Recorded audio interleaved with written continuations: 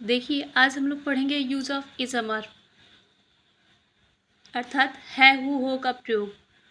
Use of is अमर अर्थात is अमर का प्रयोग हम कहाँ करते हैं? तो देखिए, यूज मीन्स होता है प्रयोग, ऑफ मीन्स का, इज मीन्स है, एम मीन्स हु और आर मीन्स हो। अर्थात यूज ऑफ इज अमर का जो हिंदी होगा वह हो जाएगा है हु हो का प्रयोग। अब बात करते हैं हम कि इज अमर का प्रयोग कहाँ पे करते हैं, तो देख लेंगे हम इनका डेफिनेशन। जिन हिंदी वाक्यों के अंत में है हु हो आदि शब्दों का प्रयोग होता है उन वाक्यों का अंग्रेजी बनाते समय इज अमर का प्रयोग करते हैं। देखिए, अगर बात करें हम टेंस की तो यही आगे चल के मतलब टेंस में जब इस यूज ऑफ इज अमर को पढ़ाता है तो उसे हम प्रेजेंट टेंस के नाम से जानते हैं। हम इससे संबंधित कुछ रूल देख लेंगे, जैसे आई के साथ हम एम का प्रयोग करते हैं, ही सी इट या किसी के नाम के साथ हम इज का प्रयोग करते हैं, we you they the boys के साथ हम आर का प्रयोग करते हैं। अब इसे हम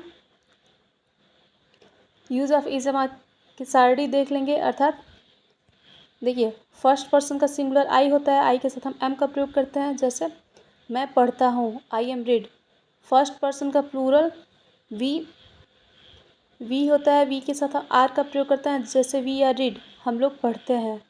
सेकेंड पर्सन का सिंगुलर और प्लूरल दोनों ही यू होता है और दोनों के साथ हम आर का प्रयोग करते हैं, जैसे तुम लोग पढ़ते हो, you are read.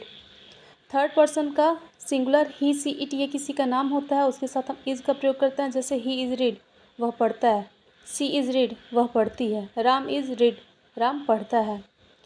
Third person का प्लूरल जो होता है दे द बॉयज़ होता है, उसके साथ हम आर का प्रयोग करते हैं, जैसे द बॉयज़ आर रीड, लड़के पढ़ते हैं। अब देखिए, use of is am are से संबंधित कुछ हम मीनिंग देख लेंगे, जैसे यूज मीन्स प्रयोग, ऑफ मीन्स का या की, इज मीन्स है, एम मीन्स हूँ, आर मीन्स हो, आई मीन्स मैं, वी मीन्स हम या हम लोग, यू मीन्स तुम या तुम लोग, ही मीन्स वह लड़कों के लिए प्रयोग किया जाता है, सी मीन्स भी वह होता है लड़कियों के लिए प्रयोग किया, इट मतलब वह होता है लेकिन इसका प्रयोग निर्जीवों के लिए करते हैं। नेम मीन्स नाम होता है, दे मीन्स वे या वे लोग होते हैं।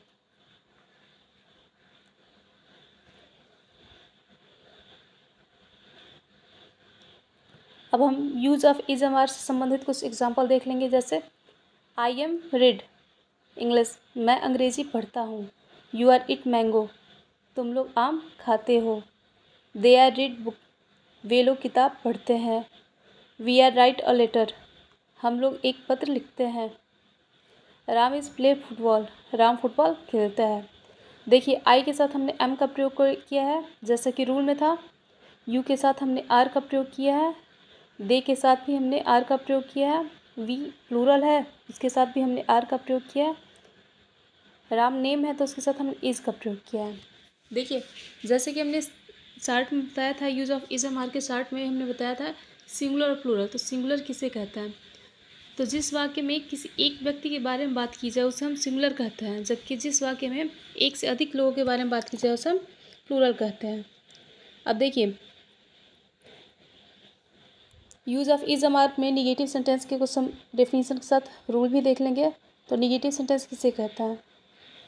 तो नकारात्मक वाक्यों को हम निगेटिव सेंटेंस कहते हैं। बात करें हम अपनी इनके डेफिनेशन की, तो जिन हिंदी वाक्यों में नहीं शब्द का प्रयोग होता है उसे हम नकारात्मक वाक्य या निगेटिव सेंटेंस कहते हैं। रूल देख लेंगे हम इनका।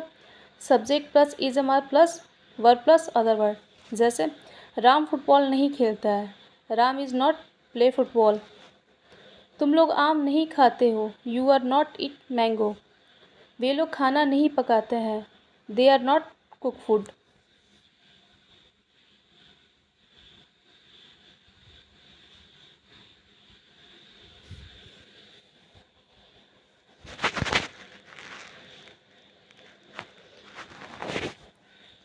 अब देखिए, हम use of is am are के इंट्रोगेटिव सेंटेंस को देख लेते हैं।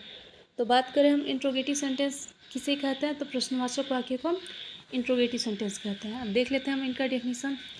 इंट्रोगेटिव सेंटेंस या प्रश्नवाचक वाक्य किसे कहते हैं? तो जिन हिंदी वाक्यों में प्रश्न पूछा जाए या क्या का प्रयोग होता है उन वाक्यों को हम प्रश्नवाचक वाक्य या इंट्रोगेटिव सेंटेंस कहते हैं।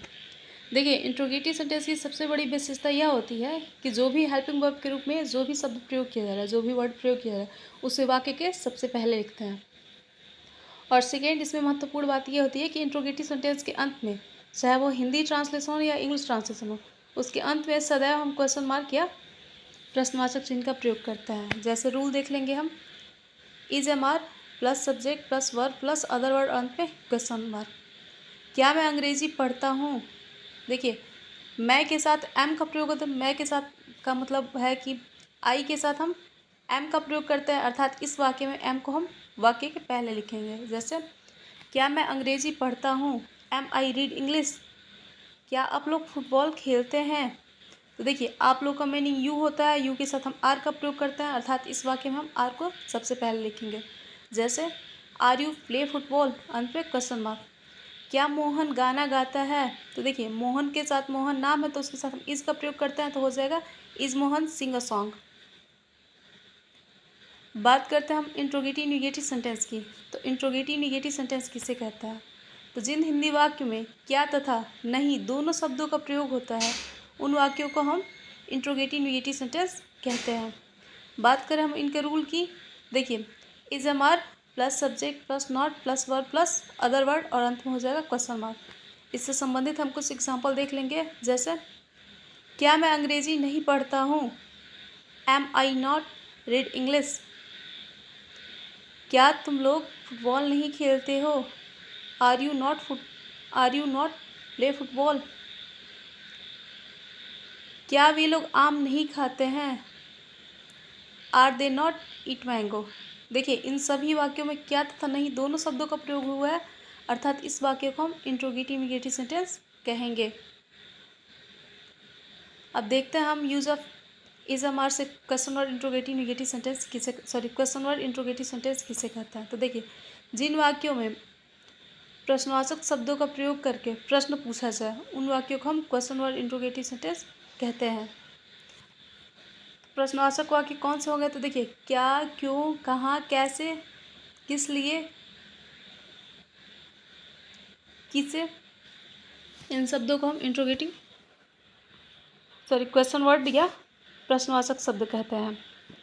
देख लेंगे हम इनका rule, question word plus is am are plus subject plus verb plus other word. जैसे मैं क्यों अंग्रेजी पढ़ता हूँ, तो देखिए यहाँ पे क्यों शब्द का प्रयोग करके प्रश्न पूछा गया है, अर्थात क्यों का मीनिंग सबसे पहले लिखेंगे। तो why am I read English, अंत में क्वेश्चन मार्क। वे लोग कब फुटबॉल खेलते हैं, when are they play football. देखिए यहाँ पे कब शब्द का प्रयोग करके प्रश्न पूछा गया था, अर्थात कब का हम जो मीनिंग होगा उसे सबसे पहले लिखेंगे। जैसे हमने इस वाक्य में वेन का प्रयोग किया है।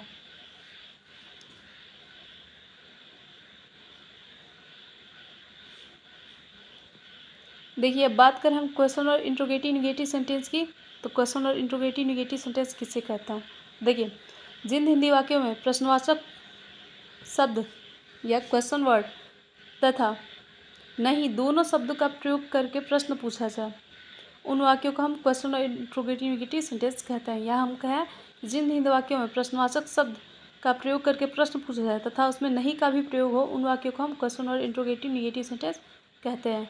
रूल देख लेंगे हम इनका, question word plus is am are plus subject plus not plus verb plus other word, और चूँकि इसमें प्रश्न पूछा जाए तो क्वेश्चन मार्क तो नेसेसरी है कि क्वेश्चन मार्क लगाएंगे ही लगाएंगे। जैसे आप लोग क्यों अंग्रेजी नहीं पढ़ते हैं, देखिए क्यों शब्द का प्रयोग करके प्रश्न पूछा गया, अर्थात इस वाक्य में क्यों का मीनिंग हम पहले लिखेंगे। जैसे why are you not read English.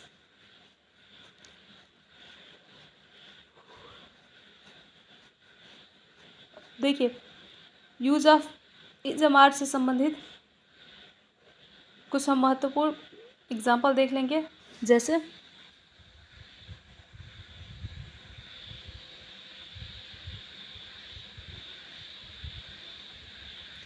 तुम लोग फुटबॉल खेलते हो, यूअर प्ले फुटबॉल। देखिए इस वाक्य में ना तो क्या का प्रयोग हुआ और ना ही नहीं का, तो यह साधारण वाक्य हुआ, इसलिए हम इसे अफर्मेटिव सेंटेंस या सिंपल सेंटेंस कहते हैं। नेक्स्ट देखेंगे हम, तुम लोग फुटबॉल नहीं खेलते हो, you are not play football. देखिए इस वाक्य में नहीं शब्द का प्रयोग हुआ है, इस वजह से हम इसे निगेटिव या नकारात्मक वाक्य कहेंगे। नेक्स्ट देखते हैं, क्या तुम लोग फुटबॉल खेलते हो, आर यू प्ले फुटबॉल। देखिए इस वाक्य में प्रश्न पूछा गया है, अर्थात क्या का प्रयोग किया गया है, इसलिए हम इस वाक्य को इंट्रोगेटिव सेंटेंस कहेंगे। अब बात करते हैं हम, क्या आप लोग फुटबॉल नहीं खेलते हैं। तो देखिए इस वाक्य में क्या तथा नहीं दोनों शब्दों का प्रयोग हुआ है, इस वजह से हम इसे इंट्रोगेटिव नेगेटिव सेंटेंस कहेंगे। Are you not play football? आप लोग कब फुटबॉल खेलते हैं? देखिए when are you play football. देखिए इस वाक्य में कब शब्द का प्रयोग कर प्रश्न पूछा गया, अर्थात यह क्वेश्चन वर्ड इंट्रोगेटिव सेंटेंस है। नेक्स्ट बात करते हैं हम, आप लोग फुटबॉल कब नहीं खेलते हैं। तो इस वाक्य में जो बनेगा तो why are you not play football, और इसका जो यह सेंटेंस जो होगा वह question word interrogative negative sentence होगा, क्योंकि इसमें देखिए इसमें क्या कब और नहीं दोनों शब्दों का प्रयोग किया गया है।